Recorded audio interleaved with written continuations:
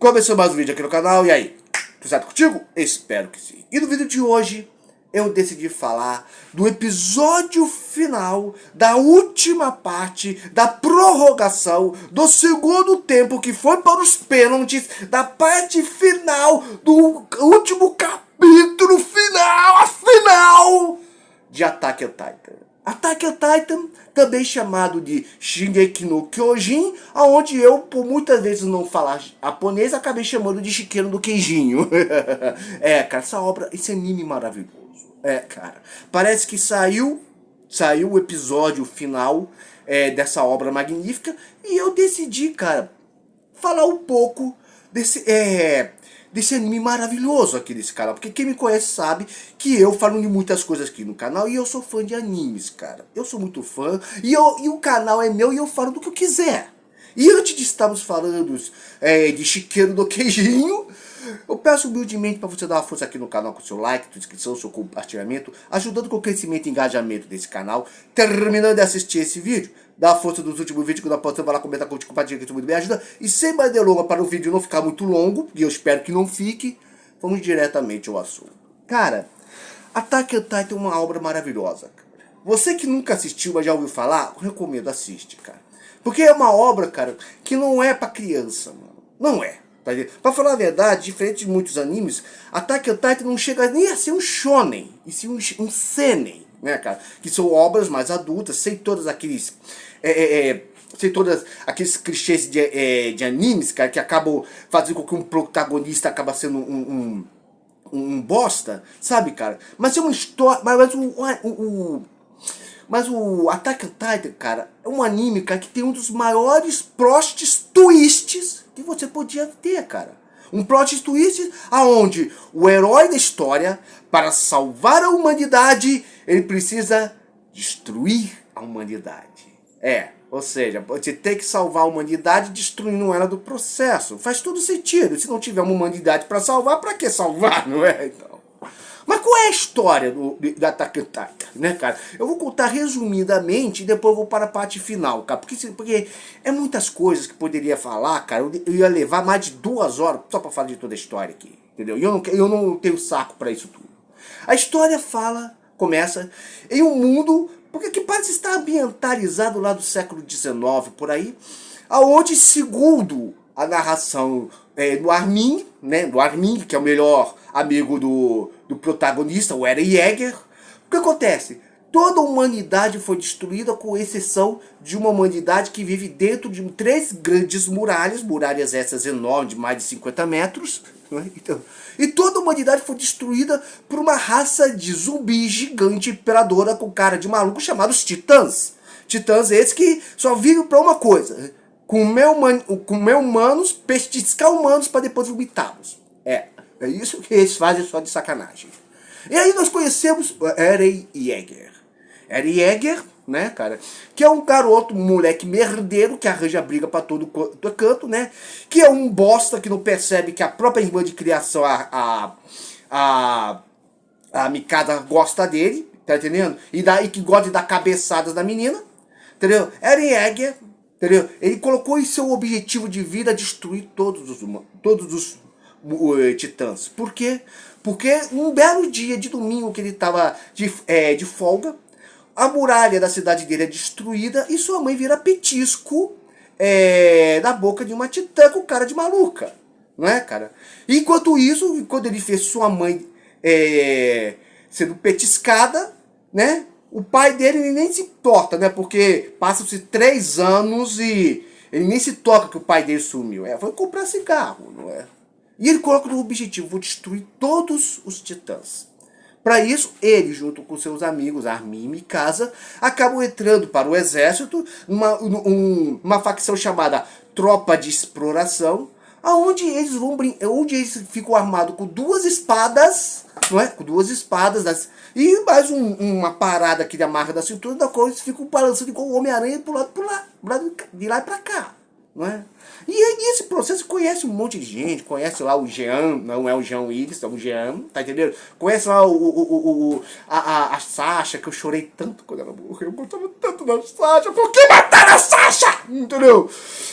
Podia ter matado o outro bosta lá, cara, que ninguém se importa, mano. Não, mataram justamente a Sasha, né? Você conhece o Levi, que pra mim é o melhor personagem do todo anime, é o Levi, né? E outros personagens, cara, que você ao longo ao longo da história você vai se simpatizando com ele, e outros que acabam morrendo você nem liga. Então, e o Eren logo de sua primeira batalha já mostra o bosta que ele é, porque na primeira batalha dele o protagonista perde uma perna, perde o braço e acaba sendo devorado por um titã. O protagonista da primeira batalha ele morre, mas sobrevive. E como é que ele sobrevive? Se transformando naquilo que ele mais odeia, que é o titã. Ele vira o titã de ataque.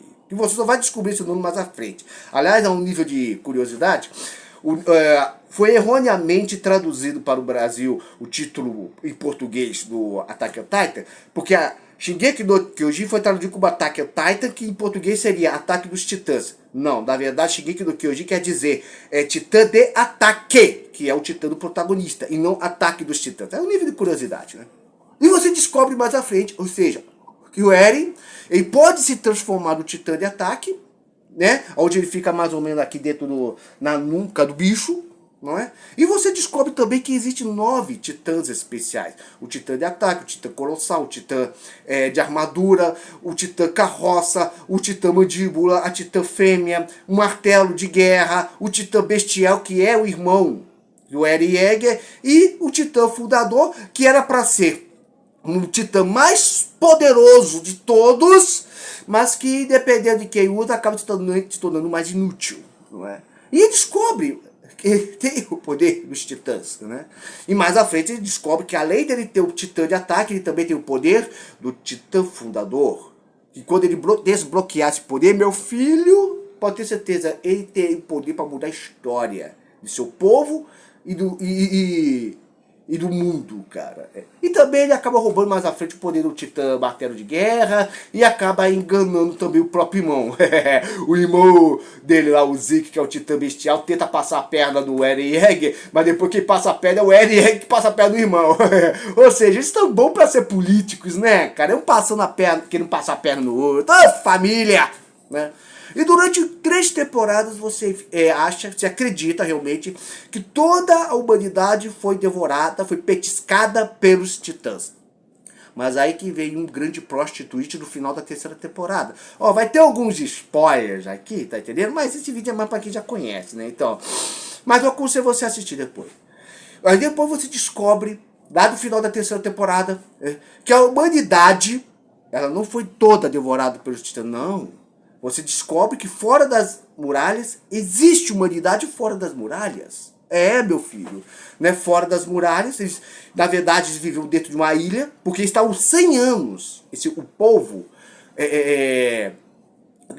do Eren Yeager ficou durante 100 anos dentro das muralhas. Teve sua memória apagada pelo rei das muralhas, né? que era o antigo dono do titã fundador, que agora está dentro do Eren Yeager, né? Porque o titã fundador tem poder de apagar memórias. E você descobre que fora das muralhas, todo aquele povo vivia dentro de uma ilha. E essa ilha é chamada Paradis. Né? E fora de Paradis existe uma humanidade. Tá entendendo? Uma humanidade totalmente desenvolvida, uma humanidade totalmente... uma humanidade, cara, cheia de cultura, povos. Não é? Uma humanidade que... Enquanto que dentro da ilha, você parece que você está ambientado lá do século XIX... Fora da ilha, parece que você está ambientado no início dos anos de 1900. Tanto é que quando você chega no primeiro episódio da 4ª temporada, você parece que você está assistindo um anime da Primeira Guerra Mundial, uma história da Primeira Guerra Mundial. Porque o mundo está saindo de uma Primeira Guerra. Né? E é onde você descobre que todo o povo dentro das muralhas pertence a uma raça chamada Eldianos. E que nessa história você tem 2 raças. Os Eldianos, que são a raça dos protagonistas, e os Marleyanos. E os Marleyanos odeiam os Eldianos. O que é uma coisa assim, da qual faz muita apologia, cara, entendeu? É nítido que quando você olha o ódio dos marleanos contra os eudianos, é fácil você associar isso ao ódio que os nazires... Eu tenho que evitar de falar certas palavras, porque o YouTube corta o alcance. O ódio que os nazires da Segunda Guerra tinha pelos judeus, né? Tanto é que nesse anime, nessa história, você vê campos de concentração de eudianos, né? Eles têm que usar braçadeiras aqui pra você saber quem é eudiano e quem é mariano, tá entendendo? Assim como os judeus tinham que usar braçadeiras da época da Segunda Guerra. Existe todo o ódio contra o povo, né, eudiano. Porque no passado os eudianos pareciam que foram um grande império que dominaram o mundo com o poder dos titãs. E que depois Marley conseguiu roubar esse poder dos titãs e o rei dos eudianos foi para dentro das muralhas. Eu não vou contar tudo isso, tá entendendo? Você que depois assiste o anime, que é muito bom. Então, e assim, então você vê que existe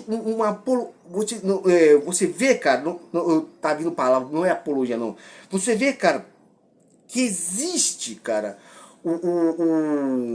então você vê que existe toda essa questão do ódio em relação de uma raça contra a outra. E não só da raça, mas todos os povos do mundo parecem odiar os eudianos. Principalmente os eudianos dentro das muralhas, né? Até os próprios eudianos que vivem fora de Parades odeiam os eudianos dentro da ilha de Parades, né? E que existe um plano para que as outras nações destruam aquela pequena nação. Eren Yeager, quando descobre isso, o que ele decide fazer? Ele decide deixar o seu protagonista herói e passa a ser o vilão. Falou, o quê? Vocês querem destruir meu país? Vou destruir vocês todos. Porque nessa altura do campeonato, onde já tem o poder do Titã de ataque, consegue, durante a 4ª temporada, junto lá com o irmão dele, desbloquear o poder do Titã Fundador. E com o poder do Titã Fundador, dentro das muralhas, existem grandes titãs colossais, e o Titã Colossal é o titã maior que tem mais de 60 metros.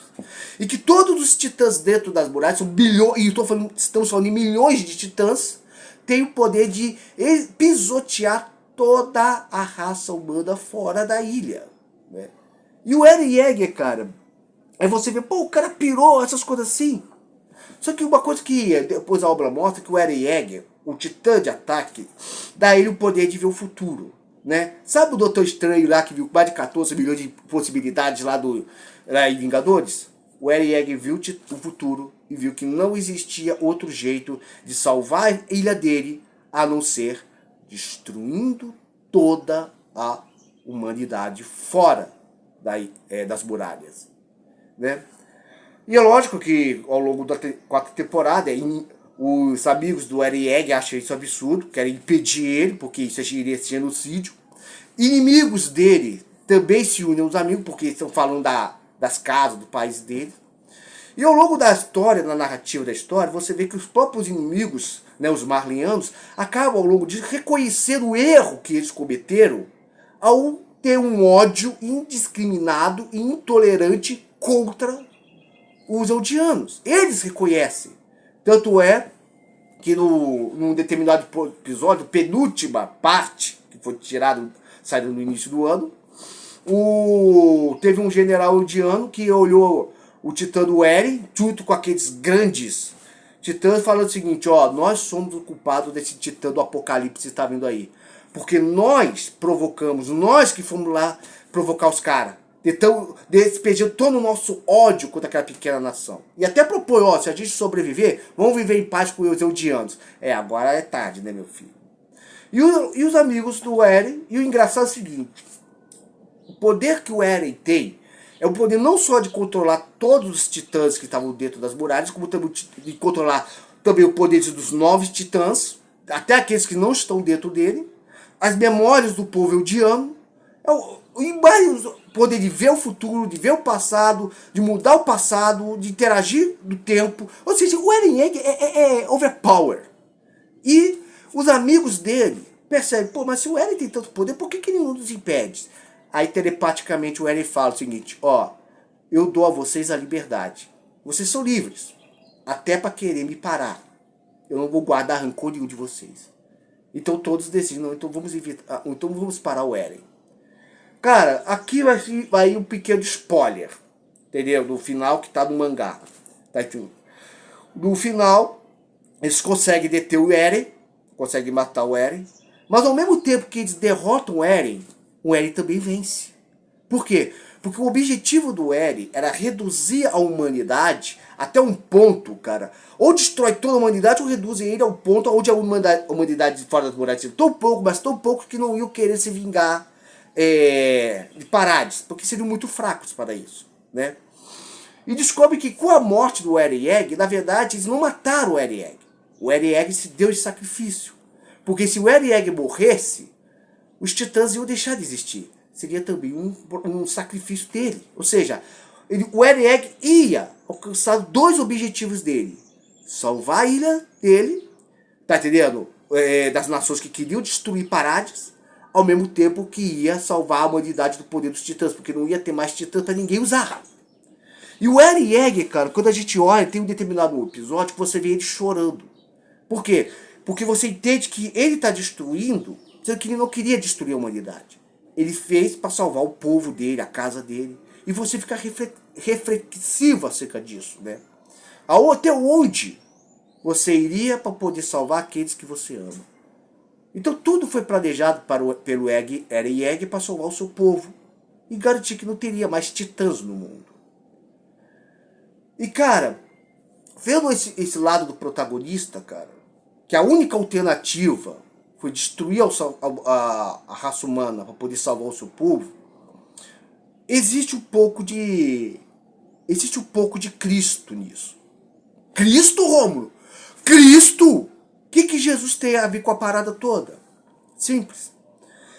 O Eren Yeager se auto-sacrificou para que o mundo não pudesse mais ter influência dos titãs.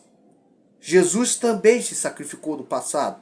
Quando você lê a história de Cristo, você vê que Jesus se sacrificou da cruz para que não houvesse mais influência do pecado acerca daqueles que o aceitaram, para que houvesse salvação para a raça humana. E quando você vê todo o apocalipse gerado dentro de Shingeki no Kyojin, principalmente de um protagonista que de início queria conversar com as nações, mas o ódio das nações não deixava, você vê que existe um pouco de Cristo, porque durante 2000 anos, Deus tentou falar com a humanidade, através do seu evangelho, através de Jesus, através da Bíblia, através da palavra. E nos últimos 2000 anos, tudo que nós vimos, cara, foi porque por meio do pecado, as pessoas odiarem a palavra de Deus, né? Que o próprio Jesus falou para os discípulos: ó, o mundo vos odeia porque me odiou primeiro. E eu sou um cara que eu estudo muito o Apocalipse. Eu estudo muito o Apocalipse, principalmente uma vertente, porque existem várias vertentes escatológicas acerca do Apocalipse. Eu sou um pré-milenista. E existe uma vertente que fala que, num determinado momento, quando todo o evangelho for pregado em todas as nações, Jesus virá, arrebatará a igreja, e começará um período de 7 anos de grande tribulação, aonde Deus vai despejar a sua cólera, a sua ira sobre as nações. Porque a grande tribulação, que são um período de 7 anos, vai ser um período de salvação não mais para os gentios, porque já terá acabado o período da graça. Eu não vou explicar muita coisa, tá entendendo? Mas assim, será um período de salvação só para o povo judeu que precisa reconhecer Jesus como Salvador. Aonde o anticristo dessa época se levantará e haverá uma grande perseguição ao povo de Deus. Não só o povo judeu, mas também contra a nação de Israel, a santa cidade, e aonde o próprio Cristo virá para combater contra as nações. E o engraçado é que quando você, fazendo uma pequena analogia, eu falei aqui que existe um período onde os marleyanos, eles olham o titã do Eren vindo com todos aqueles titãs colossais, e eles falam: ó, esse titã do Apocalipse está vindo contra nós porque nós criamos isso por causa do nosso ódio, por causa da nossa intolerância. Mas em o Apocalipse haverá 3 períodos onde os próprios homens vão reconhecer que é Deus que está lançando as pragas sobre a terra, sobre a humanidade, entendeu? Mas nesses 3 períodos, em nenhum momento os homens se arrependem e se escondem de Deus. mas não se arrependem de sua prostituição, não se arrependem de sua idolatria, não se arrependem de suas feitiçarias. Antes disso, há um momento que eles até blasfemam em nome do Senhor, dizendo: Deus, você está trazendo essas pragas todas porque você é o maldito. E Deus lá de cima falou: eu? Maldito? Durante 2000 anos eu falei do meu amor, da minha justiça, da minha graça, da minha misericórdia e da minha salvação. Deixei com vocês a minha igreja, deixei com vocês a minha palavra, deixei o meu espírito, dei o meu filho para morrer por vocês. E tudo que vocês fizeram contra mim foi perseguir o meu povo, blasfemar contra mim, falar mal da minha palavra durante 2000 anos. E agora que eu venho irado contra vocês, eu que sou o errado? E assim, cara, a grande verdade é que a gente se assusta quando você vê um protagonista como o Eren Yeager, que era tido como um herói clássico dos animes, de repente se tornar o vilão da história, né, que destruir a humanidade da qual ele queria salvar. E é fácil você fazer essa analogia com Cristo, que da sua primeira vinda há 2000 anos veio como um advogado, para que por meio da sua palavra, dos seus ensinos, por meio do seu sangue viesse salvar a raça humana do pecado, e que profeticamente voltará para condenar a própria raça humana pelos seus pecados. Primeiro ele veio como um juiz, e depois ele veio como um advogado. Claro que você pode discordar de mim em muitas coisas, tá entendendo? Entendeu? Cada um crê no que acredita no que quiser. Mas existe essa analogia, cara. Existe esse grau de comparativo. Mas a grande verdade, cara, é o seguinte: Attack on Titan é uma das maiores obras de anime já criadas. Eu ainda não assisti o último episódio. O episódio saiu ontem, sábado.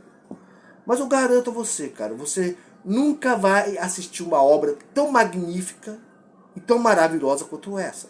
Eu já sei o final que tem no mangá. Não vou falar, não vou dar spoiler. Mas parece que desse anime, o autor parece que deu uma modificada, né, no final da obra, do anime. Cara, eu vou ver o que vai dar, cara. Entendeu? Eu vou ver porque, como eu falei, é uma obra magnífica. Mas comente aqui embaixo o que você acha acerca disso tudo. Bem, o vídeo já está em mais de 22 minutos. Vou terminando por aqui. Muito obrigado por você me assistir até aqui. Fica na paz. Que Deus esteja te abençoando grandemente nesse dia de hoje. Até. Tchau. E boa sorte no apocalipse. E cuidado com os titãs para não ser pisoteado. Fui! Nós temos que decidir se Batman ainda deve permanecer na Liga. Eu não preciso nem esperar pelo voto. Meu lugar não é aqui.